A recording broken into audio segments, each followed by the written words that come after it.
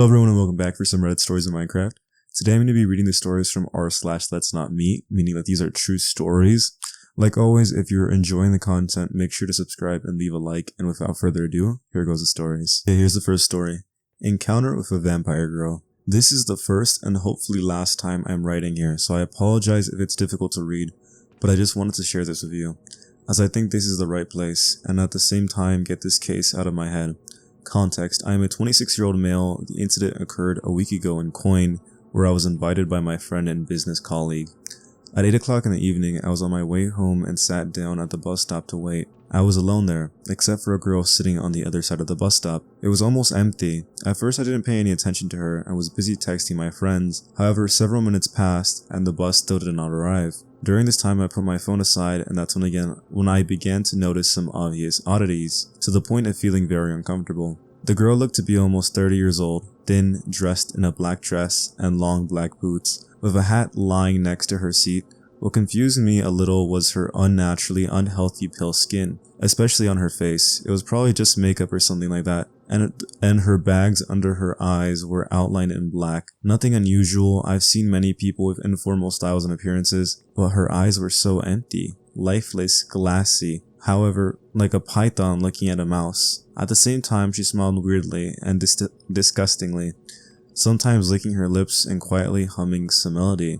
And this went on for more than 10 minutes, non-stop. Never in my life have I felt such confusion and discomfort as I did at that moment. I just wanted to run away, but at the same time, I didn't want to look like an idiot, especially since I had waited so long. I understand how silly this sounds from the outside, but I simply cannot describe how repulsive and frightening she looked at me. Her face was so scary at that moment. I just knew that something was wrong, and my instincts and intuition were screaming that this was not normal, that this should not be happening. In addition to what I saw, I just felt in my gut that this would not lead to anything good. Eye contact was unrelenting. She was still looking at me, and I was trying to look away. At my watch/phone, and so on. I felt very uncomfortable, but I tried to be friendly, greeted her, waved awkwardly, but she continued to stare silently. Then the situation began to deteriorate rapidly, and her behavior became more hostile. From passive aggression, she moved on to open aggression. She began to breathe heavily, grind her teeth, and squeak. Then my patience snapped. I stood up and shouted at her, "Please stop." I kept my distance and didn't go near her, because I realized she was probably on drugs or had mental health issues. At the moment she seemed to fall silent and spoke for the first time, muttering, "I'm sorry." At that moment I felt a little calmer, and she even stopped staring at me. I texted my friends that I was still out and would be a bit late getting home, and just then my heart skipped a beat.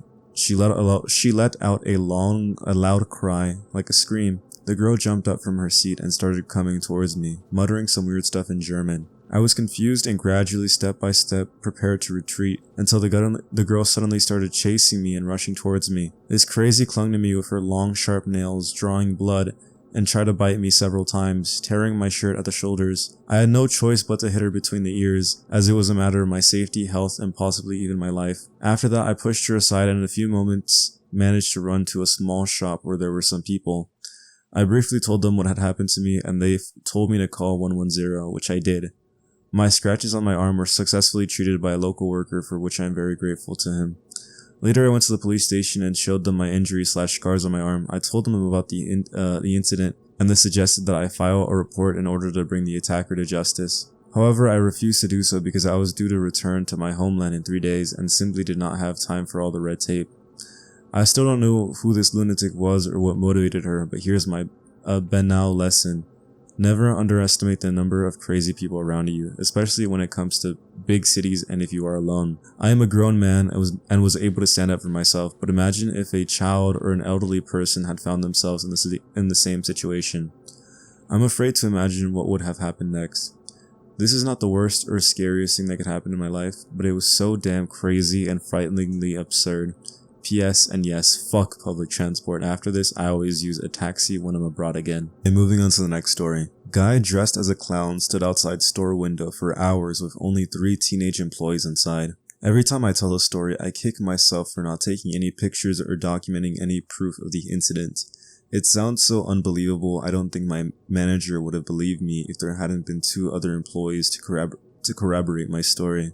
Back in 2021, I, 17 female, worked at my local Papa John's store. Back then, I would leave school around 2 p.m., then clock into work from 3:30 to 9:30, then drive myself home. The store was set up in a strip mall, so it had so long floor-to-ceiling glass windows that people could walk by and see into the store and partially over the counter. It was a Wednesday in our store, which meant barely any orders coming in. So the only manager on duty was a 20-year-old guy who had left the store up to me and 2 other employees.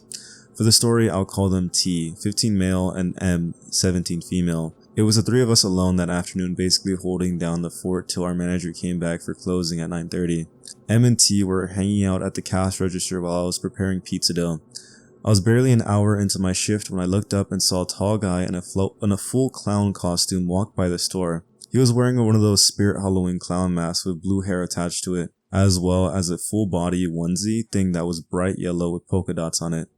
At first I didn't think much of it because it was early October, so I assumed he was heading to an event or something. Then I see T point at the front of the store and the clown guy walks past again in the opposite direction, this time with his head turned towards the T and M at the cash register area. It was at this point that we began to get a bit creeped out, but still assumed it was a Halloween prank or something. We see him for the next 30 minutes, occasionally pacing back and forth in front of the store before disappearing for a few minutes, then returning. T kept texting the manager to come back but didn't get a reply. However, what freaked me out the most was when we watched him come back around and stop in front of our store, turn to face us, then cup his hands over his eyes and press his face directly against the glass as if he was trying to see us closer. After this, it continued to pace in front of the store for another 45 minutes. The last straw of the night for me was when M said she needed to go out to the parking lot and grab something from her car.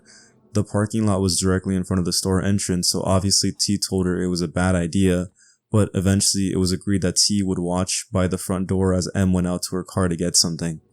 Now, I wasn't up front to witness this, but when I got back to the front of the store, I saw T and M huddled by the cash register again, looking freaked out.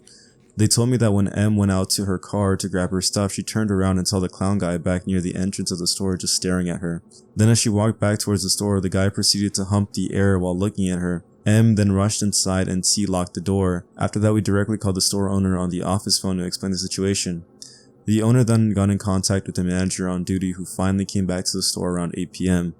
By that time though, the clown guy was long gone, and luckily when I walked to my car that night, nothing happened. I still can't wrap my head around the thought process of that guy. The clown purge thing was already far over by 2021, and it was some prank. Who the fuck spends hours of their time just creeping out teenage employees? So clown guy, let's not meet. Okay, here goes the next story.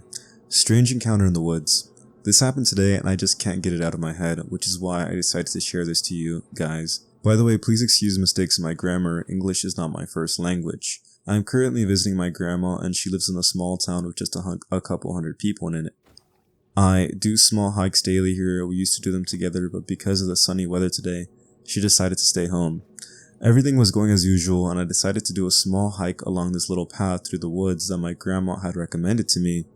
I also like to use these short moments of alone time to smoke a little, you know what, while enjoying the landscape, so I did smoke a little. After about 1 hour and 30 minutes of hiking, something happened. I saw a man about 60 meters away from me walking in my direction. Note, this is not a very popular hiking trail, so it is actually quite rare to see somebody else, especially with these weather conditions. Everything still seemed so normal up until that point.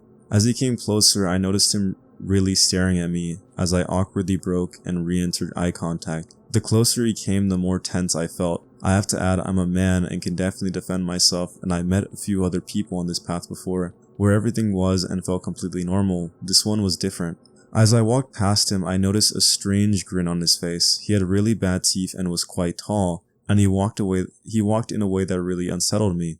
It was kind of awkward and I decided to break the silence and said hello. He didn't answer right away, but I could hear a very silent mumbling as he passed me. I don't really know how to describe this, but I felt like something was just off about him. I could just tell. I felt him looking at me after we were about 10 meters away from each other, so I turned around and I absolutely catched him staring at me and not even walking, just standing there. He quickly turned around as if he didn't want me to notice that he was still watching.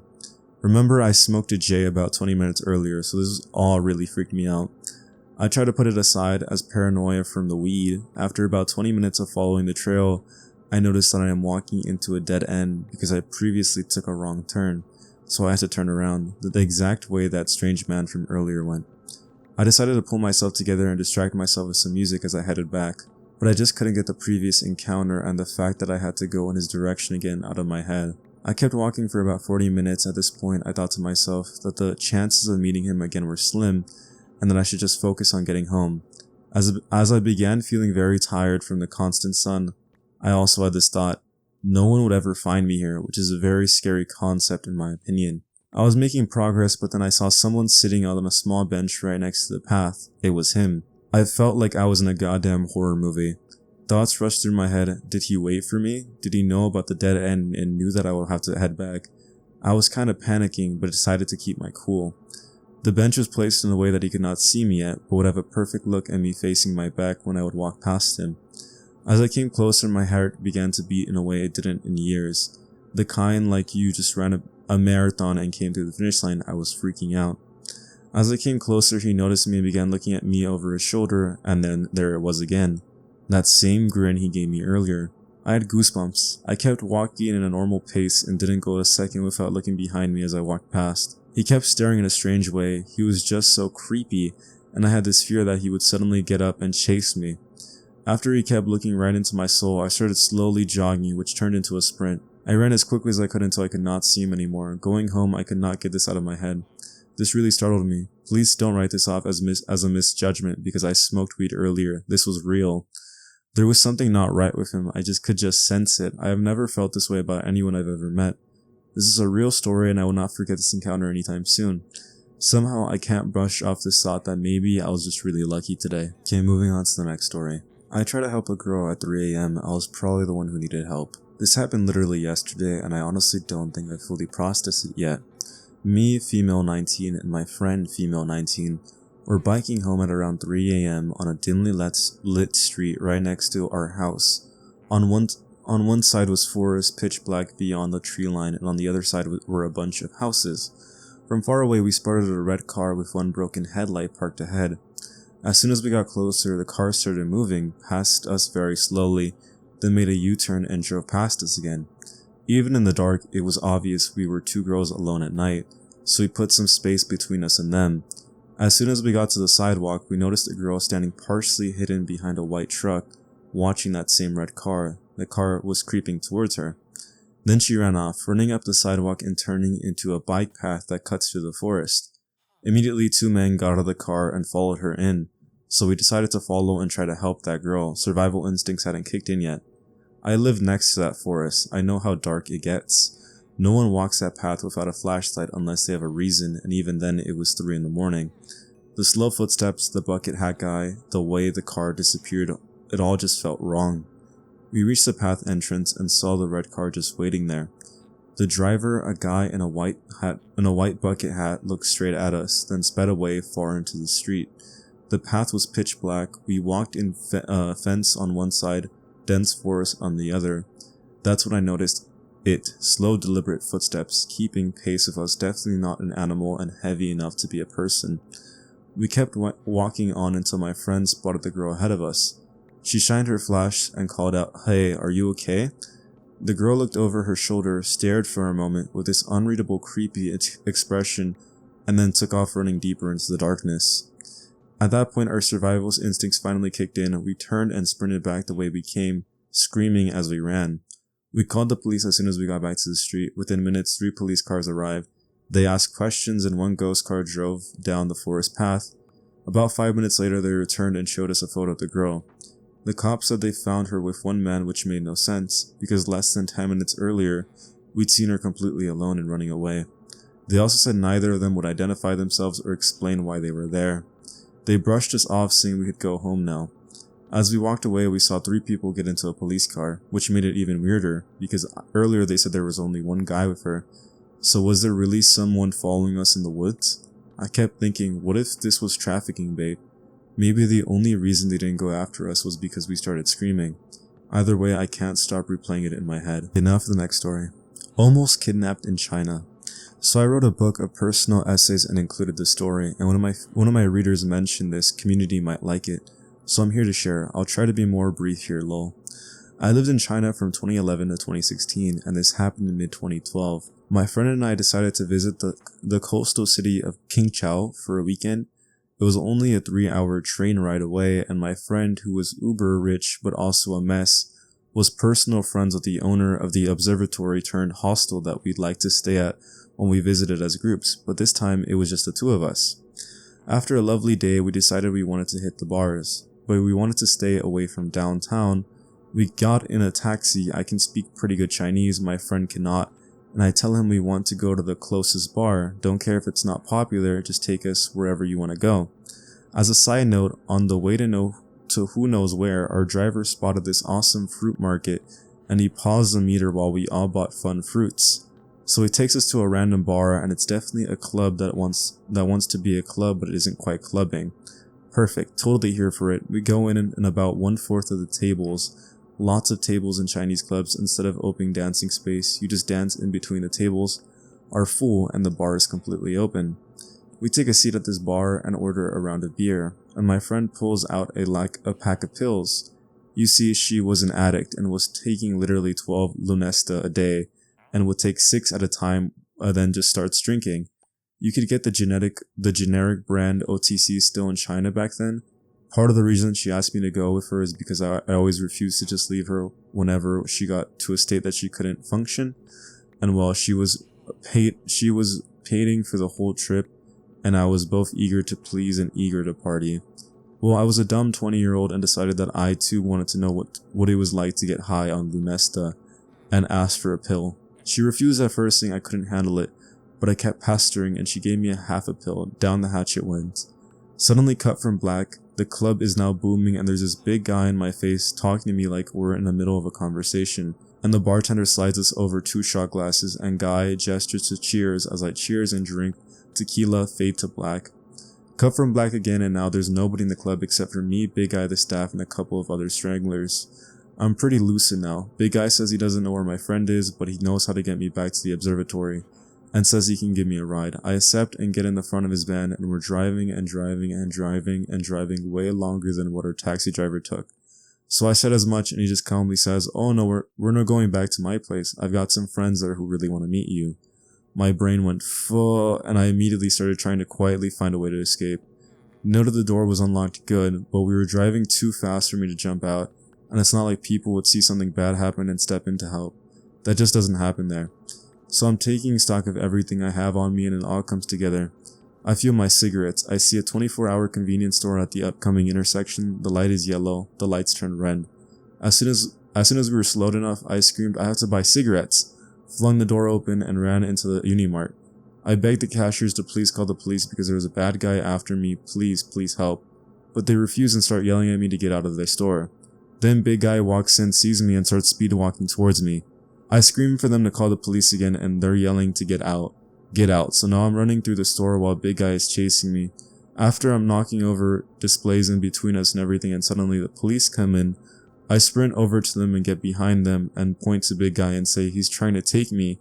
He's trying to take me." The police were confused at first, but Big Guy had no explanation, so they put us in separate police cars and took us both to the station. Then sat me in the detective's cubicle while they took Big Guy into a room in the back. The detective asked me my side of the story, why I was in Qingdao, why I was in China, needed to see my passport, etc. I asked if I could go outside and have a cigarette, and he said no. He left, and I wait. Phone is dead, cash is gone, still had my SLR camera though. A couple of hours go by, and eventually the detective comes out and tells me I can go. I asked what about Big Guy. He said that Big Guy gave them a fake ID, and then they found out he's actually from Hong Kong.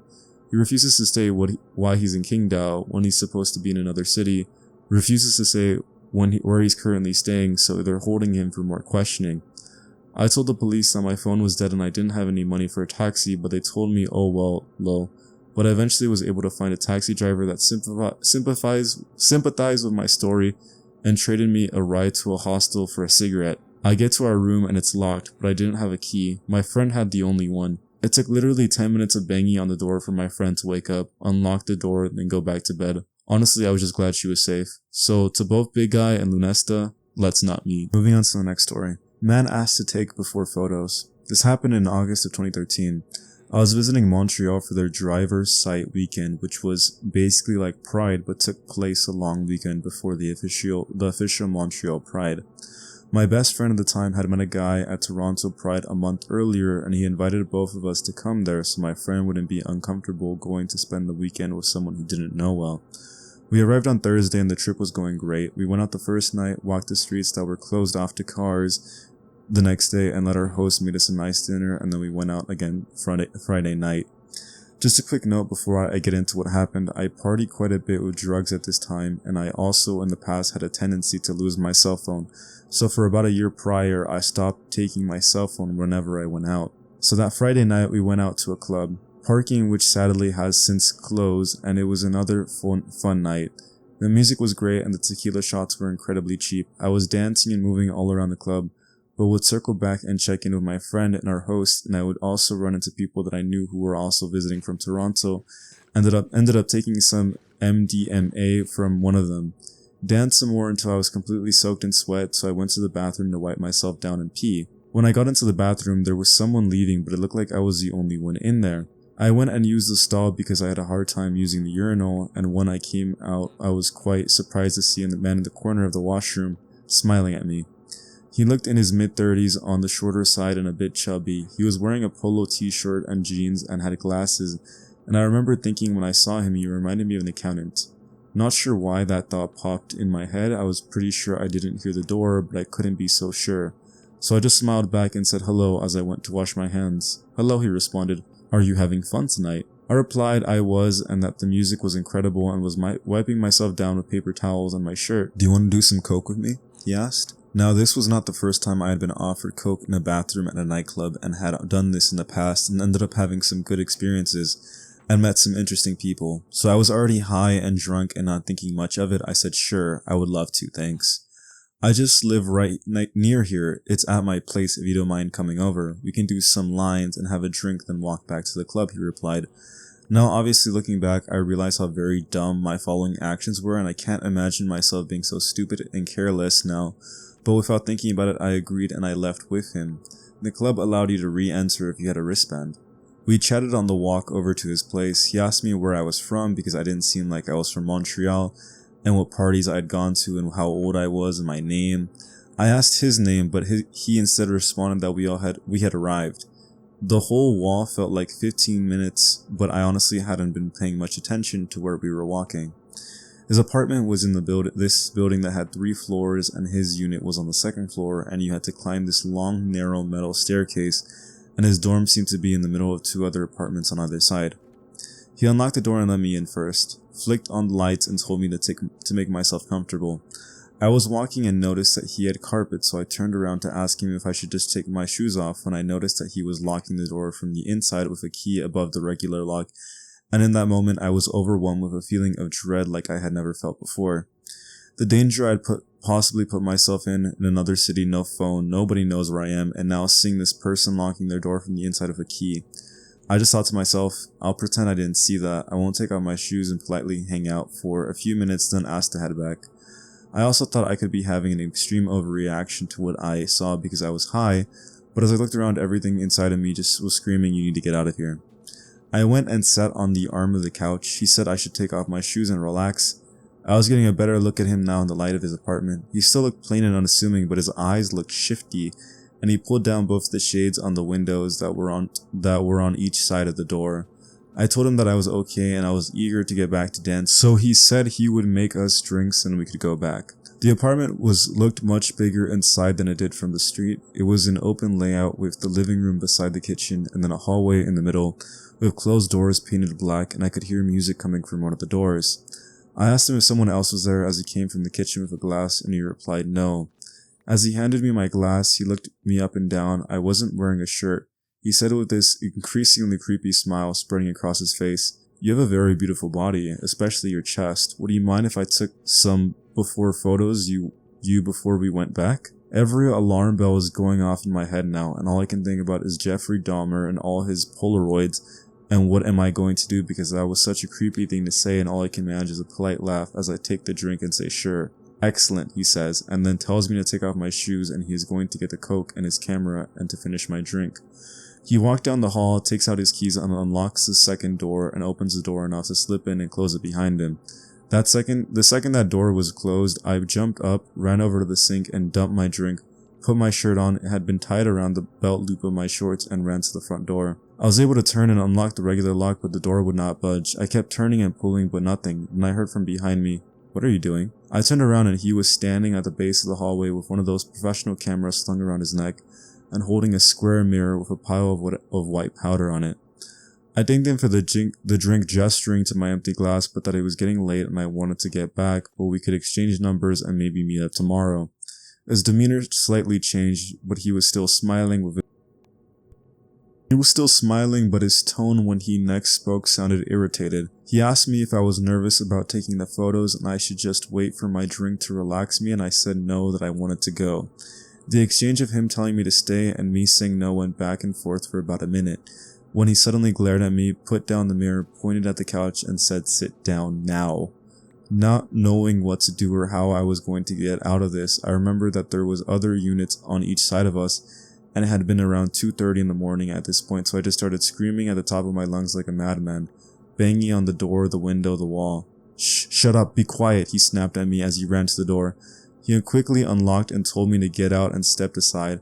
I bolted out the door and down the stairs, skipping the bottom steps, and hopped over the side of the railing.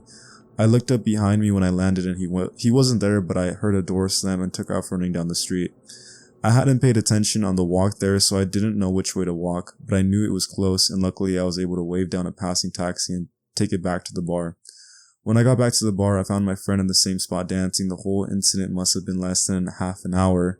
I was too embarrassed about how stupid I had been, and being back in the club, I started to feel bad that I had just freaked out on this nice man. So I didn't say anything, but I stayed by his side until we left shortly after I got back. The entire thing felt quite surreal, and I remember the next day when I did tell my friend, kind of laughing it off and joking about getting murdered and trying to make light of it because it was so crazy, and it wasn't until years later after joining Reddit and the sub and reading other stories that I started to think about that night more and more and realized how much potential danger I put myself in. So strange man from the bathroom that lured me to his place and wanted to take before photos of me, let's not meet ever again. Okay, moving on to the next story. Man hides in gas station office. I haven't shared this story with many people. I, 23 female, worked at a gas station for just over 3 years some time ago. At the time of this story, I would have been no older than 18. I lived in a heavily suburban area in the deep south that wasn't witness to anything too insane. So many businesses didn't take many safety precautions because beyond what our training instructed on us, i.e. don't fight a robber, give them what they want, etc., etc. My manager, Sophia, never scheduled women for overnight shifts. It was always our male staff. However, I had offered one night to stay later for the extra bit of money, and seeing as I lived a 5-minute walk away, didn't see the harm in staying later.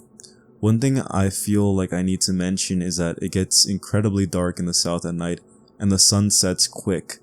My area also had little to no streetlights. So my shift started as normal. I manned the register, swept, restocked what I could, and kept things tidy for the most part. But a girl can only mop so many times before there's nothing left to do. So I spent a lot of my time at the register waiting for customers and screwing off on my phone to pass the time when a customer comes in. I call out my standard greeting as I look up to find a tall, disheveled man standing at my register. Obviously, I immediately disregard my phone to help him out, but I noticed he's acting odd. At the time, I had chalked it up to my imagination, but my gut told me otherwise. He asked where the restroom was, and I point him in the direction. Now to get to the restroom, you have to walk past the registers and into a small hall where our office and stockroom also was. He goes, and I continue on as normal, completely forgetting about him. A regular of mine walks in, a taller man who had served in the Marines for 22 years, and we get to talking when I hear something fall over in the back, like a broom or a mop or something. My regular asked me if I'm working alone and if I want him to take a look around. I declined the offer as I didn't want to get in trouble with my boss for letting a customer into employee-only areas. He stays his goodbyes and lets me know that he'll be back by later for lotto tickets. Some more time passes and I have to pee after drinking endless Powerade from the soda machine. I go to make my way back, and before I could reach the restroom, I glance to the office and notice the door is way more open than I'd left it. I don't know what compelled me to push the door in with my foot, but that's what I did. I kicked the door so it swung open and triggered the motion sensor light. The light comes on and I don't see anything until I spot the odd bathroom guy stood stock still behind the door. We made eye contact as I immediately backed up and out of the hall. The man emerges from the office only seconds later and just casually strolls out, keeping his eyes on me the entire way out until I couldn't see him anymore. I called my boss immediately to tell her and she called the police. Apparently that man had been banned from every single other store in the area for the same thing, but never faced charges as he hadn't committed a crime yet. He continued to show up every day at random hours to just stare at me over the aisles without ever buying anything.